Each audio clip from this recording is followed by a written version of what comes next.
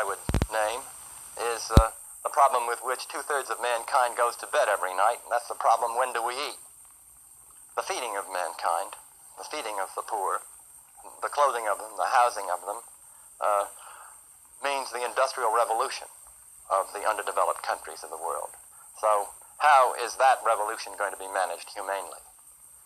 The industrial revolutions that have occurred so far in history have been pretty cruel operations.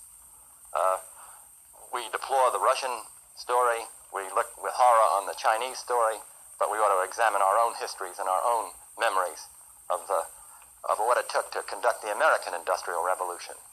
The 35 million human beings that arrived in Steerage Passage and percolated through the slums of our cities.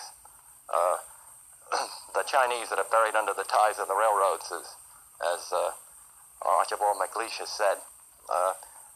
The reconstruction of the human cost of our Industrial Revolution would appall us if we did it honestly. The answer to this problem is economic aid, and economic aid highly informed by science and technology. Welcome back to the channel. I hope you all are having a great day. So it's Sunday. I really didn't have my mind on making an Andrew Yang video today, but as I was perusing, just watching some videos here on YouTube, I came across this video here entitled "The Futurists" in the year 1967, where some of the greatest scientific minds of that time predict what the 21st century is going to be about, what it's going to be like. So I came upon it by accident. I'm going to leave the full link to the video in the description. I think you guys are going to really enjoy this if you haven't seen it before. Very interesting. So interesting. It just made me go, why did they make a video about this? Because this is interesting. As I'm listening to these scientists, he is one of several very famous scientists, people from Isaac Asimov to many Nobel Prize winners in science. I come across this gentleman, I believe his name is Gerard Piel, and he starts talking about not just what the 21st century is going to be like, but what's going to be some of our major problems. As you can see here, he goes into the Industrial Revolution. Now, we know the Andrew Yang campaign speaks about the fourth Industrial Revolution, and now we're beginning to hear people like Joe Biden mention the fourth Industrial Revolution. People like Pete Buttigieg now speak a great deal about automation creating the fourth revolution. And this scientist was able to basically give his prediction on just the seriousness of what our industrial revolutions have been like, and why there will be such a big problem in the future, and that we're going to need economic aid. We're going to need something to deal with that, right? So I just found it so very interesting. We in earlier videos have spoke about the history of Labor Day, like just how grueling these events have been, these industrial revolutions. People have died. They always die. He's talking about, how the Chinese were, how many were buried trying to deal with the railroads and the industrialization, but also just the strikes, the worker strikes with weapons and calling in the National Guard where people were killed. These aren't just simple this hasn't been very simple transitions like many people make it out to seem. They almost make it seem like, oh, we just got through it, and it's going to correct itself as we industrialize, as the future comes in. We're going to be able to adapt. We're going to do something else, or you'll get another job. You'll be a computer programmer. But we've covered all these things. Each one of these things, these industrial revolutions have been bad, and they seem to go from bad to worse, right? these are issues that should be at the forefront of our issues today and our policies today. In my opinion, it should be as high as nuclear proliferation. It should be as high as climate change. It should be as high as the economy because it's so much integrated into the economy. But yet, you don't hear anything about it up until recently. It's up until really recently people have really started to speak about this, and this has been going on. As you can see, this has been concern of people for over a century now. Um, and it's still a kind of a back burner policy, isn't it? Of course, Andrew Yang is the cause, right? He is the cause. He doesn't get credit for it. He gets pushed under the bus. He doesn't get credit for it. The media companies don't give him credit for it. But he is the real cause as to why we're even talking about this now. Now, this scientist, he talks about economic solutions to deal with this through scientific industrial revolution, right? Using science and technology to solve this. And of course, Andrew Yang talks various ways about how to do this. He's even entertained ideas like using a blockchain in some capacity, but probably won't have to because we do have an efficient system still for delivering payments. But of course, we're talking about the freedom dividend now to create this situation to help deal with, as this scientist talked about, mankind not being able to eat, that being a major issue of mankind, because there are not going to be any jobs available for him to feed himself, right? He's competing now against this technology. Very serious things to consider. We push it under the bus. People are still very anti-universal basic income to many degrees. I don't think they recognize the seriousness of the issue, despite how much data piles up on them. There's some people. What's kind of interesting about the video too is they talk about they make some great predictions, and some people are spot on. Some people are uncanny, just very scarily spot on. Some people are completely off. But there are some people who are just spot on, and you guys are gonna enjoy the video. Just watch it and you'll see exactly what I'm talking about.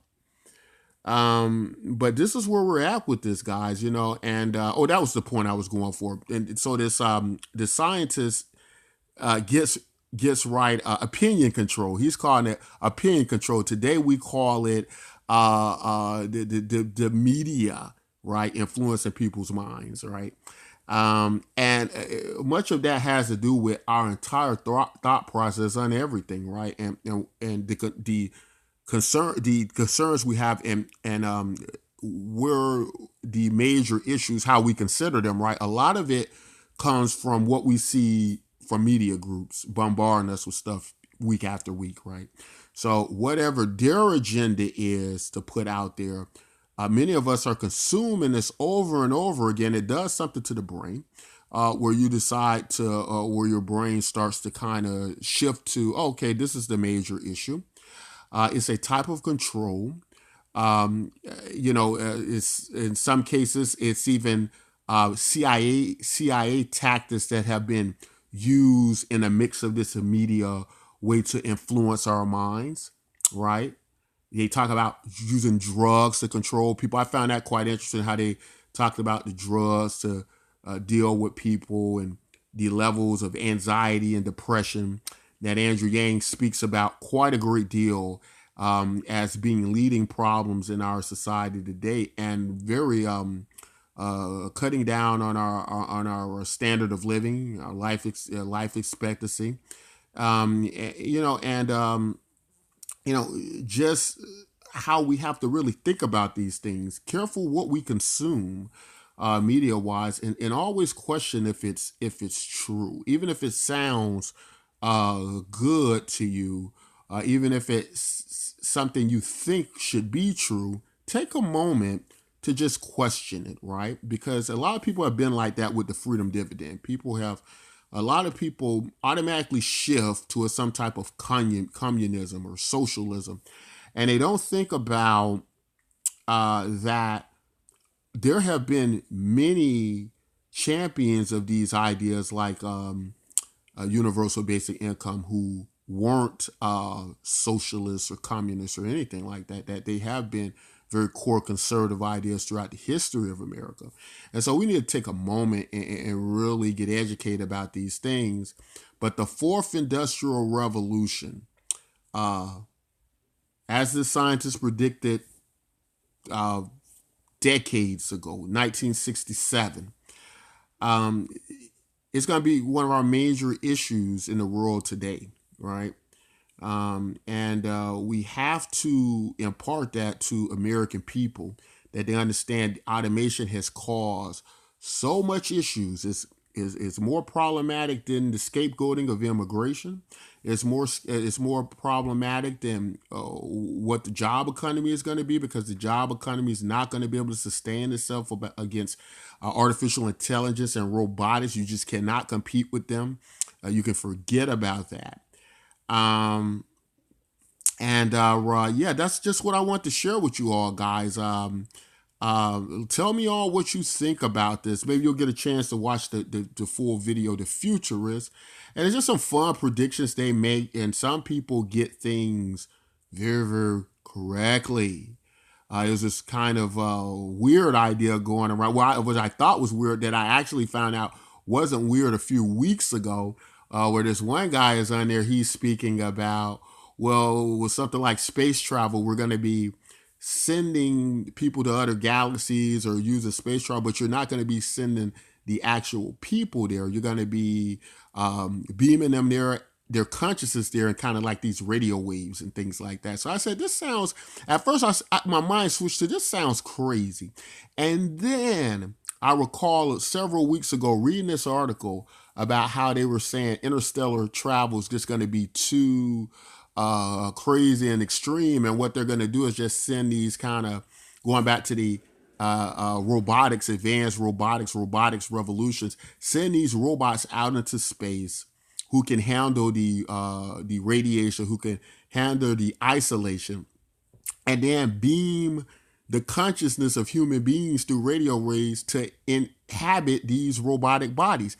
And I thought that's the craziest thing I ever heard. But I remember reading an article from a scientific paper that was suggesting that this will actually be a serious way they think about of space travel, just sending these robots there to these places like we do with our rovers and a variety of robots. So you guys are probably going to like it if you're into stuff like this. But that's all I want to say in the video. Also, real quick, don't forget to join our project, BitcoinMYK.com. Speaking of the future, speaking of the technology of the future, we're using blockchain technology to send universal basic income across the globe, right? We're doing our own little thing here. Now, it's important to note that projects like this, although it's a passion of mine, I like doing things like this, that we need government UBI. We need government, the freedom dividend in America. The type of dollars this costs, I don't see us anytime in the near future creating enough money through this project to do anything on the scale like we need the government to do. So it's nothing like the freedom dividend Andrew Yang is proposing. However, it is a project that we think can help a lot of people, help a lot of people in America, help a lot of people across the world, to help get them over the hump with certain problems they're going to face over the coming several months or years or what have you. So go ahead, join today. You guys are going to like it. We'll leave a link in the description. That's all I got to say in this video. If you like content like this, don't forget to like and subscribe. And until next time, take care.